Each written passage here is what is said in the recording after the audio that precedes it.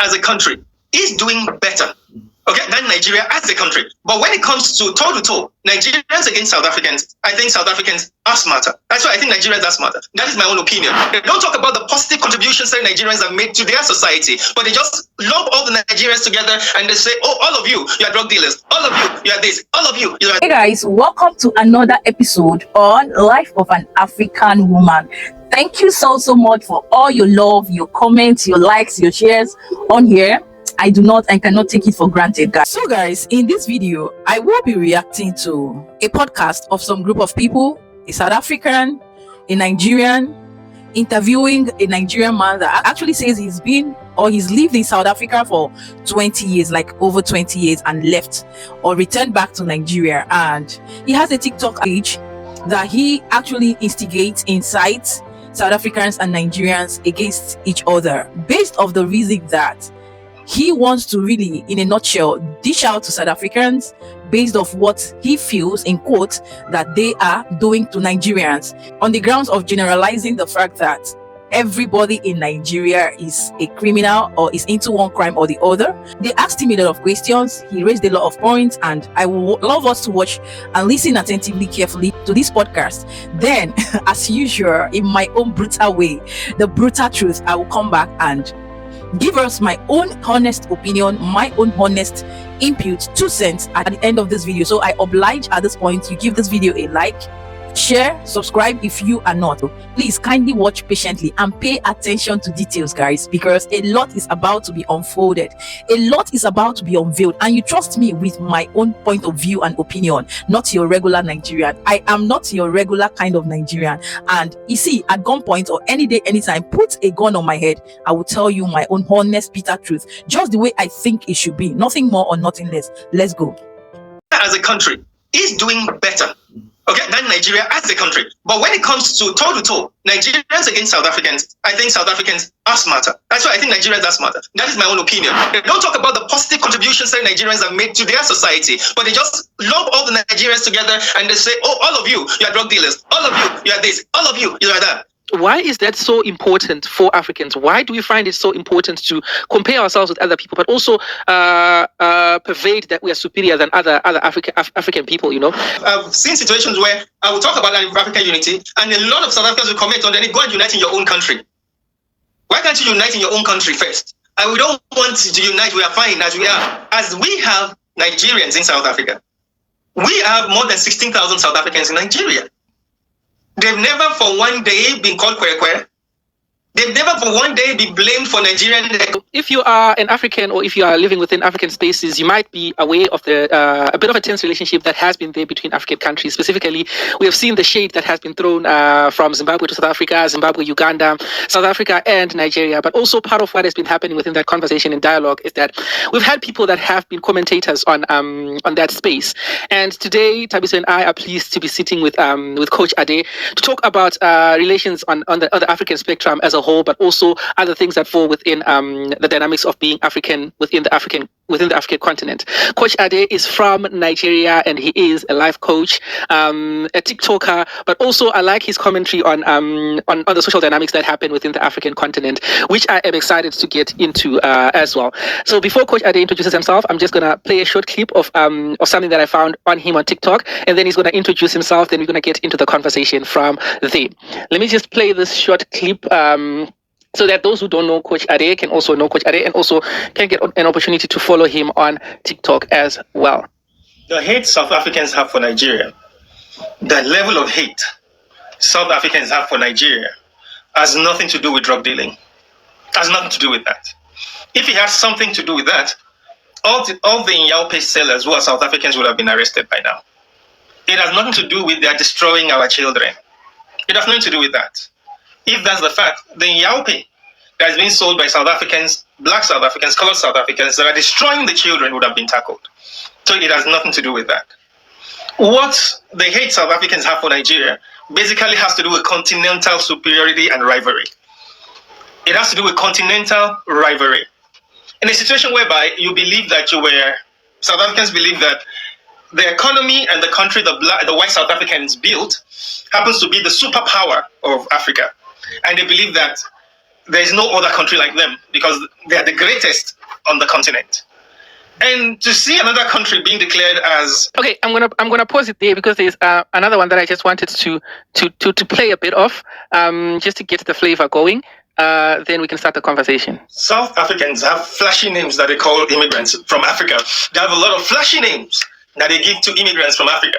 The names range from Magrigamba, Kwere, Maputo, Gongongo. Currently, there's another one called Jollof. Now, here's the thing. The name Kwere stands out. And here is the origin of Kwere. Kwere stems from the fact that when a lot of migrants from African origin started coming into South Africa to help extract the mineral resources from beneath the earth, to help extract the gold and the diamonds, yeah? So the South Africans found out that they could not understand their languages. So said their languages sounds like Kwere. So because their languages were funny to them, and they were not intelligent enough to try to learn more about them. These are the people that are helping you to develop your countries by helping you to mine your natural resources. But they just gave them a nickname, Kwere. Now, Kwere is supposed to be a derogatory name for anybody that is from Africa that is in South Africa. But the people from Europe and the Americas are given the name tourists. Or any black immigrant, no matter how intelligent, no matter how powerful, no matter how rich, to a black South African is a Kwere. And the name Kwere stands out. And one thing I observed about that name Kwere is that most times, listen carefully, most times, the people that are being called Kwere are actually much better looking, more civilized, more educated, more advanced, more hardworking than the people that are calling them Kwere. Just rewind and listen to that statement again. So I am Kwere. I like the part where you say rewind and listen to that again. Welcome to the podcast, Coach Ade. Can you please introduce yourself to the people? I guess there's already so much to talk about, but please introduce yourself to the viewers of the podcast, and then we can get into the conversation in a bit more detail. My name is Adekunle Amao. I'm a 50-year-old man. I would say I'm a pensioner, and that has just taken interest in TikTok, basically. I'm an educator as well, and a child psychologist. I will stop with that introduction now. So much to talk about there and so much to think about. Maybe starting from the video that we saw. Tabiso, maybe you can chime in here from to kick off things. Yeah, so thanks for joining us today, Coach Ade. And thanks for sharing those videos, Ivan. I think just for context for people who may be watching for the first time, I'm South Africa and Ivan is Zimbabwe. We talk to people from all over the continent. And I suppose what I want to start with is, why do you make these videos? All right, that's a very good question. I've been staying in South Africa for 20 years before I moved back to Lagos. I enjoyed staying in South Africa. I think it's one of my favorite places on the planet. But while I was in Nigeria, while I'm still in Nigeria, I noticed this Chidima story. And I started reading up about it and getting myself familiar and acquainted with the story. And I began to see the kind of backlash and hate and everything this child was going through. And a lot of people had so many things to say. And that was when I said, no, I need to get to TikTok and set these people straight. And that was why I joined TikTok. And that was why I started making and pushing those contents. Yeah, I think so the public discourse that people have all the time can sometimes be like quite combative. I was reading the comments on the video that I've been shared just now. And I mean, you say you lived in South Africa. I'm wondering about something. Like, if I look at... sorry. I'm wondering about something. If I look at other countries and how they treat Nigerians, let's talk about like Nigeria specifically, right? Do you think the problems that you raised in those videos are unique to South Africa? Because I'm thinking about, there was a time when the UAE banned visas for Nigerians. I know, for example, it's really tough for Nigerians to get visas to fly to the US and many other countries, actually. You look at all of these documentaries and investigations into like scammers. I know it's an old stereotype and there's scammers from everywhere, but a lot of it is like Nigerians. And I wonder, do you think, in your thinking, in your experience, do you think this is a uniquely South African thing? I find it's quite interesting because everybody always chooses to believe the negative side of Nigerians. You can have more than 200 million people and not have bad ones as well. So the reason why people concentrate on Nigeria and Nigerians because of our population and the fact that we migrate a lot. So it's whereby you have 10,000 Nigerians in the country and 2 of them commit a crime, then the whole country gets stigmatized. And I've noticed from my travel, because I'm well traveled myself, I've been to over 26 countries. I've noticed from my travels that people form opinion from what they hear. and what they deduct from other people, what other people are saying. It's not that they had a personal encounter with Nigeria. I say, yes, it's unique to South Africa. There are some countries here, you talk about the UAE ban. You see, here's the thing, okay? When it comes to competing with Nigerians or against Nigerians, a lot of Africans and all Arabs, they tend to have problems. Because an average Nigerian is good at what they do. When you see a Nigerian professional, he professes what he claims to profess very, very well. And when you see a Nigerian criminal, he criminalizes, he does his criminal activities very, very well. Now, the thing is, they focus on the criminals and use them as a base to actually label all Nigerians. And that is what I have a problem with. If you go to in every South African university, you'll find Nigerian professors in every South African university. Some of the best doctors, I know a neurosurgeon, and I also know a cardiologist in South Africa, and they are some of the best neurosurgeons and cardiologists in South Africa, and they are my personal friends. They are from Nigeria. In the US, Nigerians are the most successful and most educated immigrant groups in the US. You can Google that. So the fact of the matter remains that Nigerians are doing very well all around the world. So the fact that some people just decide to choose the behavior of a few criminals and label Nigerians as so, that is their problem. That has nothing to do with me. But I will not take responsibility of the actions of a few criminal Nigerian elements. I will not take responsibility for that. I know myself. I've never spent a day in a police cell. I've never spent a day in this detention. I'm 50 years old. And throughout the time I was in South Africa, the only time I went to a police station was to certify my documents. Yeah. I'd like to push back a bit on that. And quite something that I found fascinating from your videos was one of the things that you do with your videos is you started your videos when the Chitima thing started, and part of the transition that I saw within your videos is that as they start, at least from my side, yes, you bring out that point of the point that you're trying to make, but it also seems like, as you are saying, Nigerians in some cases are taken on the negative. It seems like maybe you flirt with that line of doing that with South Africans as well. Like I can give examples of you saying things like South Africans, you see why 30% pass rate doesn't work. You know, South Africans don't think, as an example. I think there's a statement that you said where you said something along the lines of, let me read this. Also, South Africa is doing better than Nigeria, but South Africans are not doing better than Nigerians. Nigerians are smarter, right? So yeah, I didn't write that well, but I think you meant South Africans are doing better. South Africa is doing better, but South Africans are not doing better than Nigerians. Nigerians are smarter.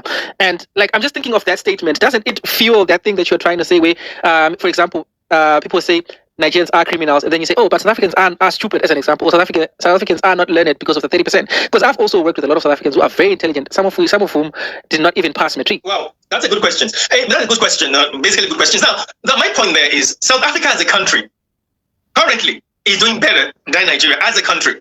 If you look at the GDP and if you look at the policies that are being put in place right now, South Africa as a country is doing better. And we can argue and say because of the influence of the white South Africans or the Europeans, which is not supposed to be like that. We can't say that our country is doing better because white people are there. It's that we can do better as black people by ourselves. Okay? That is an indictment on black people, but it's a fact. Okay? So I said South Africa as a country is doing better, okay, than Nigeria as a country. But when it comes to toe-to-toe, Nigerians against South Africans, I think South Africans are smarter. That's why I think Nigerians are smarter. That is my own opinion. And you can see from some of the developments, like look at our music industry, Nollywood. I mean, our movie industry, Nollywood.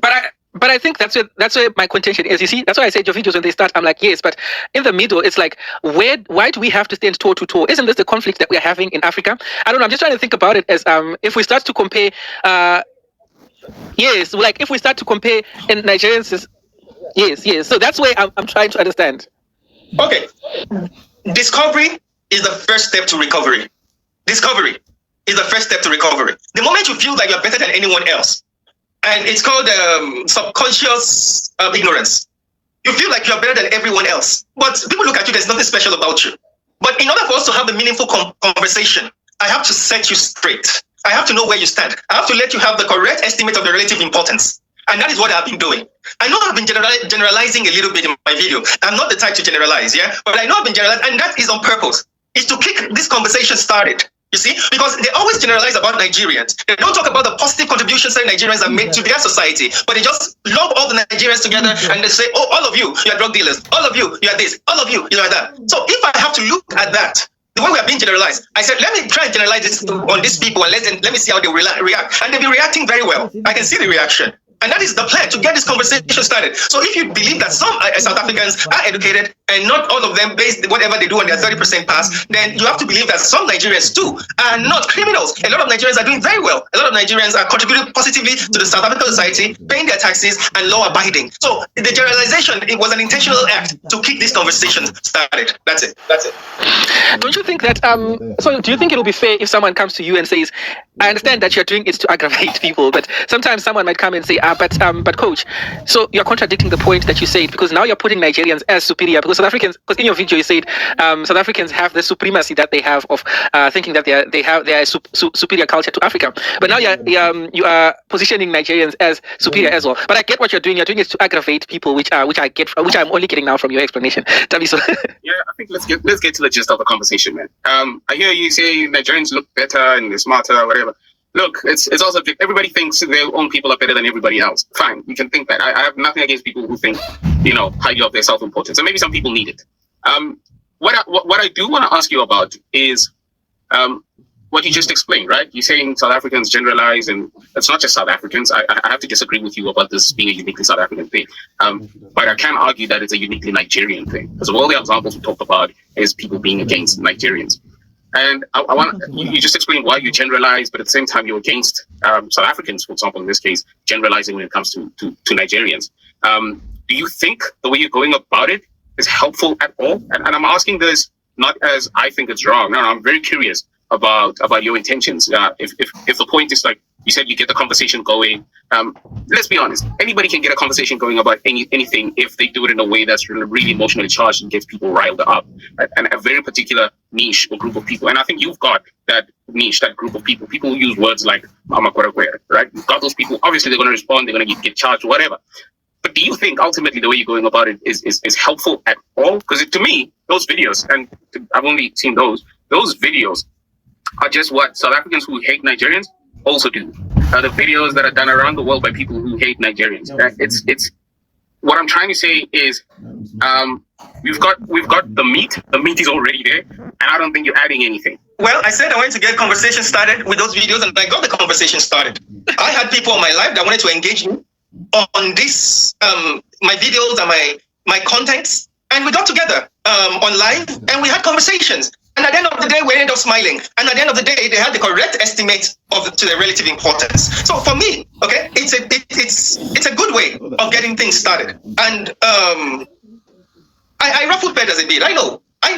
But deep down in me, I don't believe one human being is superior than the other. But what I believe is, because of the pressure that we go through in a country of 220-something million people, and the competition we go through to get jobs and to get the basic needs, it has helped us to develop certain adaptive features that help us to thrive as Nigerians anywhere we go through. Too. Maybe you can say it's experience, but you have to agree. Most countries where Nigerians are, they are doing very well. A lot of Nigerians are actually doing much better than the locals there. I'm not saying because we are more intelligent. I'm saying because of the competition that we're exposed to in Nigeria, that we take that mind outside when we migrate, and we take it and we use it to succeed. So I'm not saying every Nigerian is successful, but I'm saying most Nigerians in the diaspora are doing very well. So the fact of the matter is, I think my content is getting important conversations started, and it's bringing people together to discuss serious issues. And we're actually doing that, and we're getting to the bottom of stuff. I made a South African contributor to my life to accept the fact that only few Nigerians are involved in the drug business. Before, he believed that almost every Nigerian was. So it was my video that brought him to engage me, and he came to understand, and he became educated as a result. So I think it's the right way to go about it. Yeah. Look, I mean, I hear what you're saying, and I think I understand why that's the way you're going about it. I'm also thinking about, like, if you think about other countries that experience similar stereotypes, right, and discrimination, like your Colombia, for example, or even Mexico, right, about them being drug dealers, etc. There is absolutely value in some sort of education and maybe public discourse, but there's also what I don't know. There's also a bad way to go about it. There's a good way to go about it, and sometimes I do wonder if we're ever actually engaging with the right people, because when I think about it, and Ivan and I have been talking to people about this and like interviewing people, when I think about it, there are people out there who just have hate, right? And things that happen, like Chidima, for example, are just like a vehicle for them to express their hate, right? There are Nigerians who hate South Africans. There are Nigerians who hate Ghanaians. There are South Africans who hate Nigerians, right? And I don't know if the way you go about it is actually just reaching the hateful people. I have no idea. The thing you said just now about or most places where Nigerians are, they're doing well. Blah, blah. I think that's quite inconsequential. I also don't have evidence of that, but it doesn't matter to me. It actually doesn't matter. Most places Zimbabweans go, they doing well, or most places South Africans go, they do. I don't care about that. I really care about how people are treated wherever they go. Right? Italy right now has a huge problem with immigration and attitudes towards immigrants. If you look black or brown, you're treated quite poorly. It's happening in Ireland as well. I suppose what I'm circling back to is however we have this conversation, we also need to find out if we're having it with the right people, right? Because lest you end up with Nigerian viewers who come out of the conversation having deep-rooted negative stereotypes of South Africa, for example, right? Or lest you have South Africans come out of that conversation with deep-rooted stereotypes that are negative about Nigerians. So that's sort of my concern with how we communicate with each other. Look, I've visited Nigeria. Right? I had a very decent time. My biggest complaint was like the heat. but other than that, if I think about Nigeria as a society, I get concerned about things like the level of corruption on the ground, like the everyday bribes that happen. And now I'm starting to see it in South Africa, right? The everyday corruption, the bribes that happen every day in South Africa, right? And when it gets me thinking, I think about like emerging or developing economies where this is rife anyway, right? At some point we have to deal with us being human, I guess. So that's just a point I wanted to make about how we communicate to each other and how we even like talking to the right people and the consequences of that. All right. Good or bad is subjective. I'm sure you agree. One man's terrorist is another man's freedom fighter. You see? You can call this man a terrorist today, but to somebody else is a freedom fighter. So what you see as being bad might actually not be bad, might actually be good from another perspective. Maybe I'll consider toning it down a little bit. The first part of my plan was to get people talking. And if you see the comment section under my videos, I don't read comments anymore because I don't want depression. So the comment section of my videos are so beautiful. I get called all manners of names. I see my parents get insulted. I get insulted because of my age, calling me grandpa and all those. So these are the people I'm trying to attract. And I'm doing a really good job attracting them because I could get up to like 2,000, 3,000 comments on a video and 95% will be insults. Now, most of my viewers are South Africans, according to TikTok statistics. Most of my viewers are South Africans, 95% of them. And I believe I'm reaching the right people. Now, for me to say South Africans, Chidinma was being persecuted at the highest level of government. And I think the issue was being politicized because the DA, which supplied the current Home Affairs, Schreiber, the DA believed that 70% of their voters or 80% of their voters are Black South Africans and they're xenophobic. So the best thing to do is to act as if they're also against foreigners. Because all this time, when the Home Affairs were coming up with their allegations and everything, the first time was before Chidinma, a week before the Miss South Africa competition. And now they're coming up that they're laying charges on a girl that never knew anything about crimes, apparent crimes, in quote, her parents might have committed. I'm not saying identity theft is good, but Chidinma was a baby then, she never knew anything about it, but they're laying charges against her. So they're politicizing the whole issue. And for me to address South Africa, because people like Kenny Mkunene and Katie McKenzie, they're very popular South African politicians. And they're talking about these things in a manner that rallies a lot of xenophobes against Nigerians and against other foreigners. So if I address South Africa as a nation, I think it's right for me to do that because on the highest level of government, we as foreigners, we are receiving hate. So I think it was right for me to do that, yeah. I don't know if you should tone it down. Hey? I mean, that's up to you. I don't know if you should. I'm really like just curious at that kind of engagement and what fuels it. I do have a question that's a little bit closer to you, to home for you now that I'm thinking about. A lot of these conversations, these discussions that we're having, end up with people going things like, "Oh, but not all Nigerians," or "Oh, not all South Africans are xenophobic," and it all gets recycled. Right? But I hardly ever hear in these conversations people asking about each other and their lived experiences. Right? What I want to ask you is, for someone who's never been to Nigeria, for someone who's never lived in Nigeria, or had like just like, I don't know, a couple of weeks living in Nigeria, feeling experience in Nigeria, in how would you describe Nigeria to them? By the way, I'm talking about a regular person, not like some rich guy who's gonna come and all right. Describe Nigeria to them. By the way, I'm talking about a regular person, not like some rich guy who's gonna come and all right. That's a good question. Okay, let me describe Nigeria to you. So I will take it that you are the person that I'm describing Nigeria to. So Nigeria is a vibrant nation of over 200 million people. Okay, And it's a nation of many, many faces. We have more than 200 tribes merged in one country. More than 200 tribes. And we have more than 200 languages in one country. English is the official language. We have three major languages: Hausa, Igbo, and Yoruba. Nigeria is one of the richest countries in the world potentially. If you look at our oil export, Nigeria is one of the largest oil exporters on the planet, and Nigeria is also one of the largest exporters of labor on the planet. And Nigeria is a lovely country. We have our own problems here. We have problems with bad leadership and insecurity here and there. But in the main and largely, Nigeria is a beautiful place consisting of over 30 states and very modern cities. Yeah. So anybody that's coming to Nigeria for the first time will enjoy the nightlife. In fact, Lagos has been rated, I think, the 4th or 5th best city for night enjoyment and night gallivanting. So Nigeria is a lovely place, and we have beautiful women and lovely food. How different is life in the north, for example, if in Nigeria? How different is that from like being in Lagos, like urban city center Lagos? How different is life in the north to life in other parts of Nigeria? Is that what you're asking? How different is it to Lagos? The northern part of Nigeria recently has been plagued with a bit of insecurity. And that is what a lot of people like to talk about, Boko Haram and all that.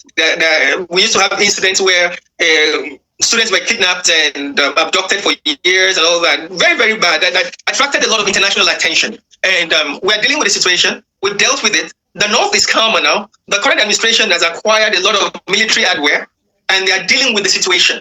And Northerners are very wonderful people. And it's an Islamic concentrated area. Most Northerners are Muslims. And also, it's a welcoming place. It's a kind of place that you can go to and you feel welcome, you see? And it's quieter, if not for the insecurity. And they also have good food as well. You see, different parts of Nigeria have different culture and different food and different orientation. And the level of education in the north is not as much as in the south. But the north in the main is not a bad place to visit. Yeah, I mean, when I was in Abuja, I found it, like you say, like much quieter. Okay, so in that context, I'm going to circle back to where the conversation's gone. In that context, as a regular Nigerian, I don't know if you have children or anything like that. Welcome back, guys. I know that a lot of points have been raised. A lot. Now, if we begin to touch on it one after the other, we are not definitely going to leave here. But I'm going to take 3 points out of what I have deduced from this whole conversation in the course of this podcast that we just watched, and I will summarize with that. First, I would like to say that, as usual, in the course of we saying that we want to unite and we want to put our differences aside as other nations.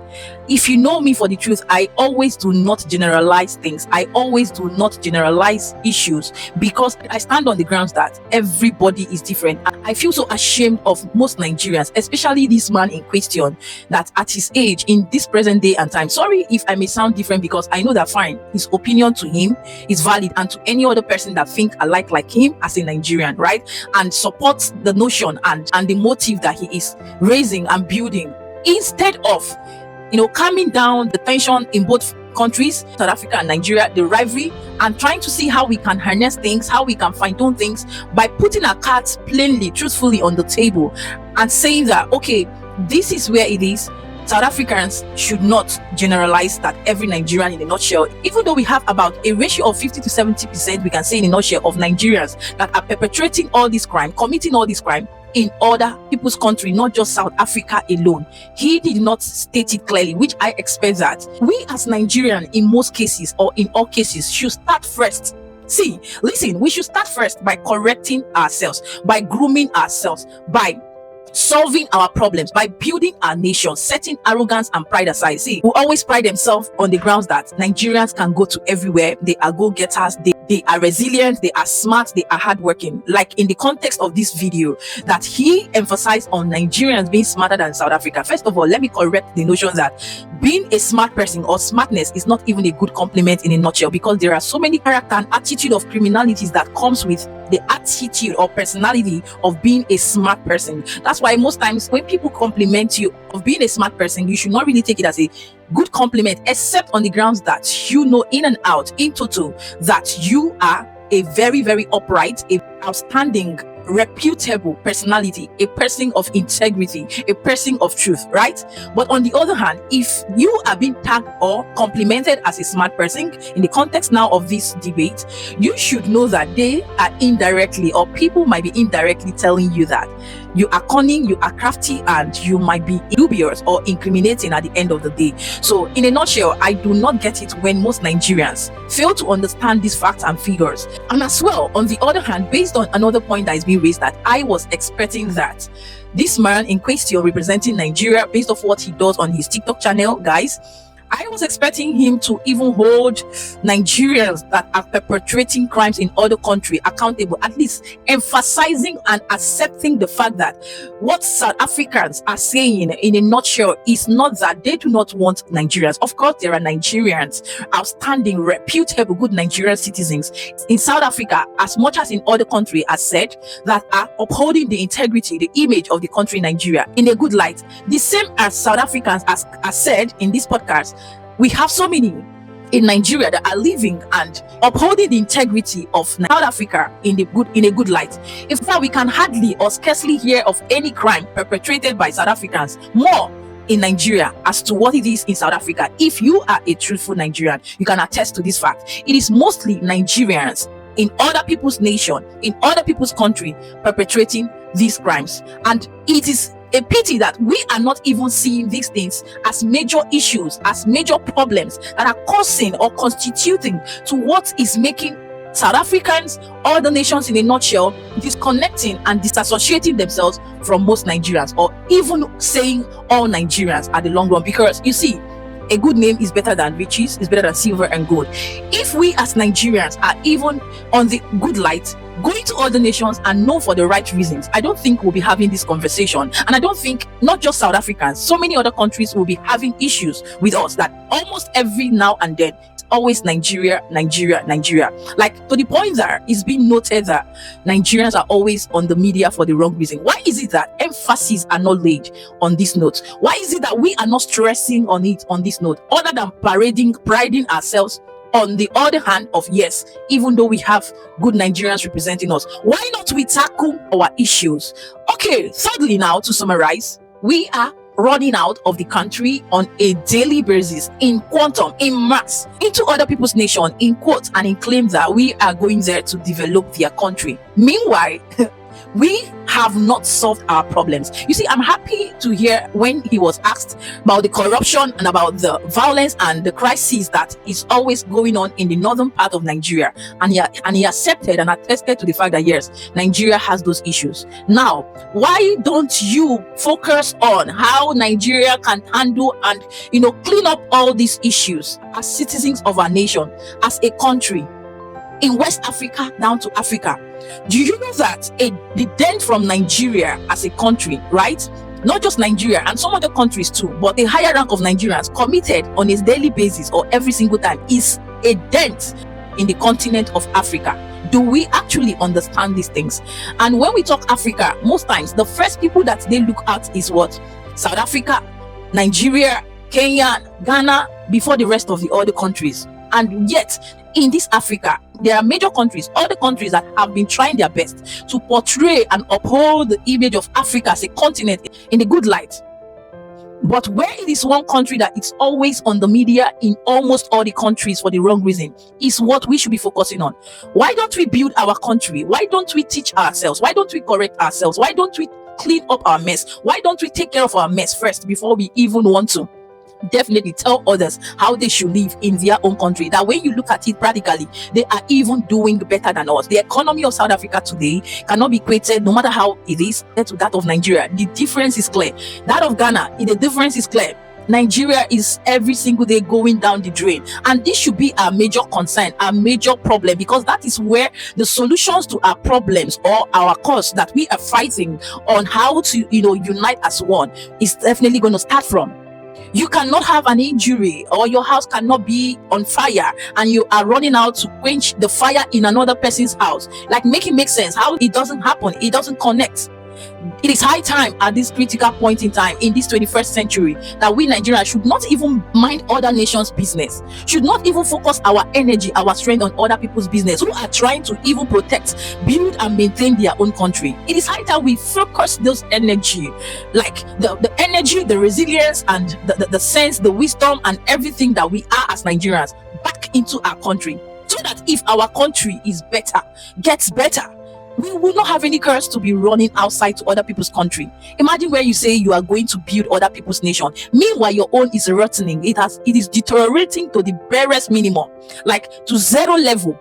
Imagine where a president is bagging a third most corrupt country in Africa for so many incriminating and indicting points and reasons. We are not talking about this. Why don't we pinch ourselves, hold ourselves by the neck and say enough is enough for all these bad actions, inactions, crimes, evil that is being perpetrated by most citizens of Nigeria, even though we can never generalize it because there is room for exception. We are not saying at this point that all countries are perfect, no, or all country citizens are perfect. Remember, in every 12 there must be Judas. Let's hold those Judas responsible, accountable, so that we will put all this rubbish, all this crime to an end, in order to make Africa what we want it to be. If we know the root cause of our problems, that it is and where it is emanating from as Nigerians, as different countries, and we tackle it ruthlessly, relentlessly, other than channeling our energy, our focus on irrelevant issues, whereby other nations, other countries, from the Western European, British, are taking advantage of what we have.